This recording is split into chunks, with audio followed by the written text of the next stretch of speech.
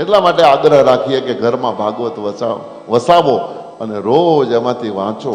અને ભાઈ ભાગવત તો સ્તુતિઓનો જ ગ્રંથ છે, સ્તુતિઓથી જ ભરેલો છે. અદ્ભુત સ્તુતિ છે કુંતાળ. પણ વંદન કરી લઉં. કુંતાજીએ સ્તુતિને પૂર્ણ કરતા પ્રભુની પાસે માંગ મૂકી કે પ્રભુ એક ઈચ્છા માંગવાની. ભગવાને કીધું કે માંગી લો ફઈબા, એમાં પૂછવાનું શું? બોલે વચન જોઈએ પહેલા કે હું જે માંગીશ તું મને આપીશ.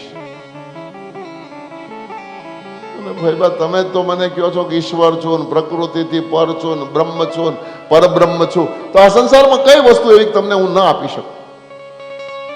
એમ છતાં તમે કહેતા હો તો વચને બંધાવો, તમે જે માંગશો એ તમને આપીશ. પેલા વચનથી કૃષ્ણને બાંધ્યા અને પછી કુંતાએ માંગણી મૂકી. પણ માંગણીના શબ્દો બોલતી વખતે કુંતા હસતા હતા. અને માંગણીના શબ્દો જ્યારે કૃષ્ણના કાનમાં ગયા ને, ચોધાર આંસુએ કૃષ્ણ રડતા હતા, આંખોમાં શ્રાવણ અને ભાદરવો વહેતા હતા. એવું તે કુંતાએ શું માંગ્યું કે જગતનો નાથ રડી પડ્યો. વિપદા સંતુના શશ્વ તત્ર તત્ર જગદ ગુરુ નાન્યમ ત્વદ ભવતો દર્શનમ તસ્યાત અપુનર્ભવ દર્શનમ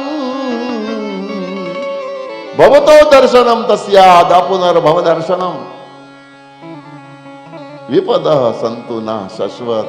પ્રભુ તારે મને આપવાની ઈચ્છા હોય તો એક જ માંગ છે મારી, આ સંસારમાં જેટલું પણ દુઃખ છે એ બધા દુઃખના ડુંગરાઓ મારા ઉપર ડગલે ડગલે મારા ઉપર પડે એવું દુઃખ આપ. જો દુઃખ તો માંગ્યું, પણ કેવું દુઃખ માંગ્યું કે જગતભરનું દુઃખ. અને આ સંસારમાં હું એક ડગલું ભરું દુઃખ પડે, એક ડગલું ભરું. તત્ર તત્ર જગત ગુરુ. પાછું અહીંયા હસ્તિનાપુરમાં હોવ તો પાછો એવો છો કપટ કરી નાખ કે હસ્તિનાપુરમાં ડગલા ભરો ત્યારે પડે, બહાર નીકળો નહીં. તત્ર તત્ર જ્યાં પણ હું જાઉં મારા માટે દુઃખના ડુંગરા તૈયાર હોય.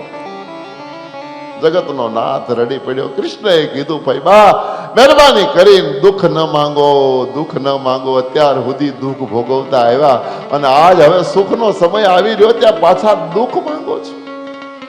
અને એ વખતે હસતી હસતી કુંતાએ ભગવાનને કીધું હતું કે જ્યારે જ્યારે સુખી થઈ છું ને ત્યારે ત્યારે દૂર દ્વારિકા ભાગી ગયો છો કાનુડા, લે આ તારા સુખનું પોટલું તારી પાસે રાખ.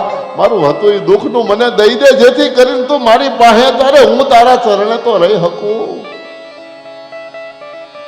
આનો સિદ્ધાંતનો અર્થ એવો થાય છે, દુઃખ મને તમને ઈશ્વરની નજીક લઈ જાય અને સુખ મને તમને ઈશ્વરથી આઘા રાખે. બહુ સુખ હોય ને તો ક્યારેક ક્યારેક ભગવાનને પ્રાર્થના કરવી, પ્રભુ આ તારું સુખ થોડુંક તારી પાસે લઈ લે, થોડુંક મને મારા ભાગમાં ન હોય તો બાજુવાળાનું થોડુંક લઈને મારામાં દુઃખ નાખ, જેથી કરીને તારું તારું ભજન કરતા રહીએ, તારી ભક્તિ કરતા રહીએ. મને લંડનમાં એક છોકરાએ સવાલ કર્યો હતો. લંડનમાં કથા કરતો હતો એક છોકરો, યંગ છોકરો. મને કે મહારાજ ભગવાને આ દુઃખ બનાવીને ખરેખર ખોટું નહીં કર્યું? લે બોલો, દુઃખ બનાવીને ખોટું નહીં કર્યું એવું લાગે? કેમ? મને કે દુઃખ બનાવ્યું એટલે આપણને મળે ને, બનાવ્યું જ નહીં હોત તો લે સુખ જ બનાવી નાખ્યું હોત તો બધા જ સુખી. દુઃખનો સવાલ જ નથી. ઇન્ટેલિજન્ટ સવાલ છે, સમજવા જેવો છે. પછી મેં એને ત્યાં જવાબ આપ્યો તો અહીંયા તમને પણ આપી દઉં. મેં એને કીધું, મેં કીધું દુઃખ બનાવીને ભગવાને સંસારનું ખોટું નથી કર્યું, ભગવાને સંસાર ઉપર કૃપા કરી છે. મને કે દુઃખ બનાવીને કૃપા એ કેવી રીતે? પછી એને પ્રેક્ટિકલ સમજાવી દીધું. મેં કીધું દુઃખ બનાવ્યું ને એટલે બેટા તું અહીંયા કથા સાંભળવા આવ્યો છો, અને દુઃખ બનાવ્યું એટલે હું ઠેઠ ઇન્ડિયાથી અહીં લંડન સુધી કથા કરવા આવ્યો છું. દુઃખ બનાવ્યું ન હોત તો તારો મારો ભેટો જ ન થાત. હું લંડન આવું છું કામ? કથા કરવા. દુઃખી સૌ એટલે કથા કરવા આવ્યો.